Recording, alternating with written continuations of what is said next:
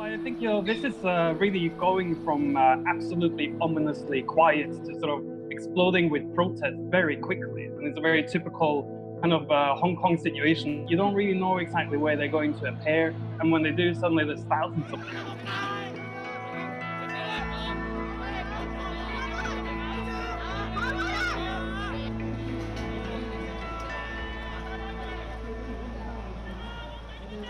A huge week in Hong Kong with the passing of sweeping security legislation coinciding with the anniversary of Hong Kong's handover to China back in 1997. Joining me are two Reuters correspondents who've been pounding the streets of Hong Kong, senior video journalist Aleks Solum and photographer Tyrone Siu. Aleks, let me kick it off with you. The water cannons and the pepper spray came out again. First arrests under this new law have been made. What is the mood there? Has the threat of punishment under the new law changed anything on the streets? Well, Axel, I think, this is really going from absolutely ominously quiet to sort of exploding with protest very quickly. And it's a very typical kind of Hong Kong situation as well. It's a very fast-moving, dynamic, and sometimes quite challenging place to work. People have known about this national security law for weeks now and been anticipating it, being fearful of it. When the law first came out, a lot of people wondered, are there going to be protests that day? And it was actually, I would say, ominously quiet. Very few people taking to the streets, constant news on the internet about pro-democracy groups sort of shutting down and fearful of what was going to happen. And then the next day, things just pretty much explode on the street nevertheless. And it comes across as very spontaneous in many ways. You don't really know exactly where they're going to appear. And when they do, suddenly there's thousands of them out on the streets. Tell me, Aleks, what are some of the most striking, unusual things that you've witnessed over the past few days? It's quite an interesting thing about Hong Kong is that people are very positive about the media. Many people here are have a quite positive opinion of journalists and are quite willing to share their story with us, which has always been something welcoming about the city. But there's a lot more fear now about what happens if they were to talk.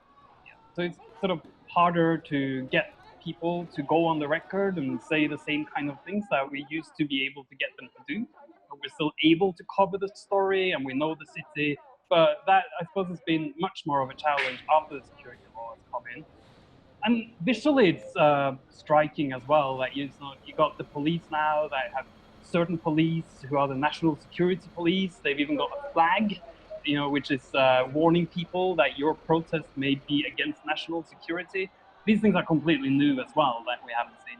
You are the video crew, so you are responsible for the video, the moving picture and the sound that we send to clients. That means you have to lug around a lot of gear. How challenging is it for you covering this story from a security perspective and logistically with all the gear?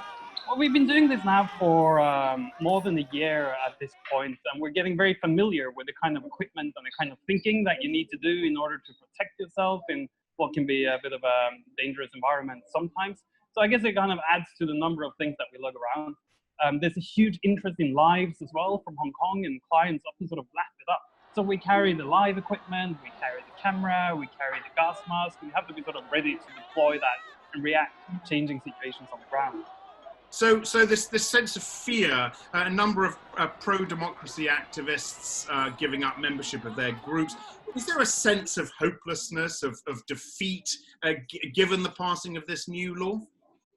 Well, the odd thing is today we've had a very long day with massive protests, actually. Not on the scale of the biggest days that we saw last year, but they've been pretty big. When this law came out, it was completely new to people. Nobody knew what the law was going to say. And it came out at midnight and people were reading it in the early hours of the morning. There was this kind of expectation that maybe everything was going to go completely quiet in Hong Kong. But I think oddly enough today, we've still seen a pretty large number of people who actually seem determined to show that they're not going to be stopped from protesting despite having this law here. So there's definitely still news to cover. Do you ever fear for your own safety, the security, the sense of danger there?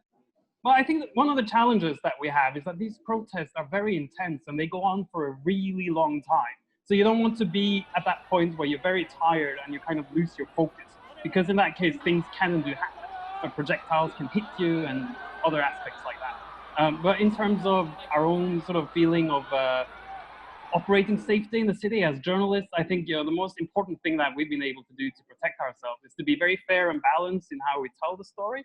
Try really hard to be doing that, and I think that's probably preserved good relations for us with different members of society here. All right, Aleks Solum in Hong Kong, thank you very much indeed. Let me turn now to Tyrone Siu, who, as a Hong Kong local and someone who studied in Hong Kong, knows the city well and has been documenting the protests there for many, many months. Many thanks for talking with me today. I'm right in saying you've been there now for a year. You were in Taiwan before, is that correct? Yes, correct.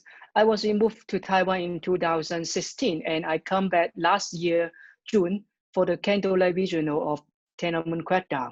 And I was stuck from my coverage at this moment. It's the very first beginning of the protest. And I believe this is one of your favorite pictures. Tell us about this picture, and again, why you took this picture. This photo had been taken in the last year, November, in the Chinese University of Hong Kong. As a local Hong Konger, and who is also as alumna for the school, I feel especially strong to see my my schoolmate, turn into a battlefield during the day when the police have violent conflicts with them. And at the bus station where I used to hang around, they were petrol bomb making over there, when the stadium had been turned into a shelter for injured protesters. So a very personal moment for you then? Sure. That was a very personal moment for me, and there's a lot of memory I get from this school. Let's look at the final photograph. Talk us through why you took this photograph, why you settled on this photograph as one of the ones you wanted to share with us as well. It's the very first beginning of the protest. In other countries, people are feeling empowered to show their face, empowered to make their voice being heard. But in Hong Kong, all protesters cover their face, even in a peaceful protest. It's because they don't believe on the government. Most of the arrested protesters in this night were charged with rioting, which can give them 10 years in prison.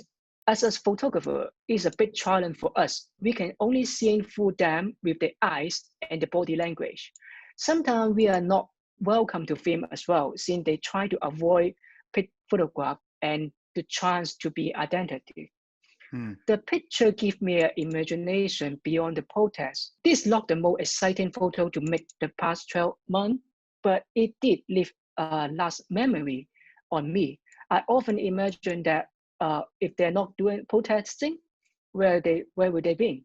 I want to finish up with a question away from the photography. When you get home in the evening, having spent a day on the streets, tear gas, moments you might have been afraid. How do you decompress at the end of an average day taking photographs of violent protest? I was quite exhausted, basically covering the protest every day.